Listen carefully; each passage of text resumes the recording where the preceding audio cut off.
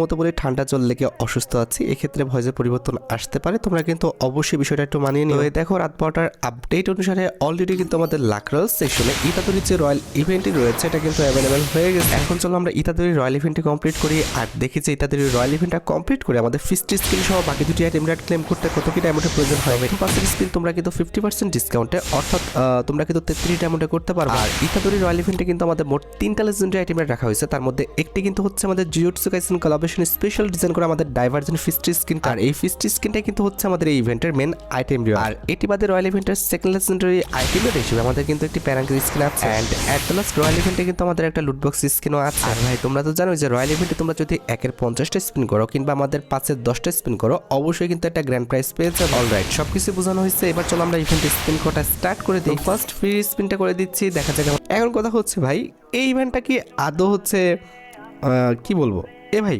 Yellow box, congratulation.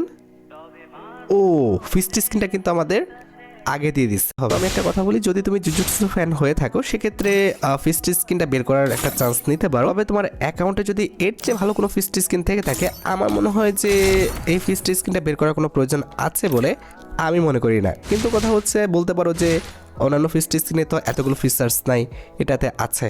এখন ভাই যেহেতু এটা দিয়ে শুরু করছে আমাদের এতগুলো ফিচার্স অ্যাড করা, সেক্ষেত্রে অবশ্যই তোমরা দেখবা যে পরবর্তী যতগুলো ফিস্ট স্কিন আসতেছে এগুলো করে যাবে। তো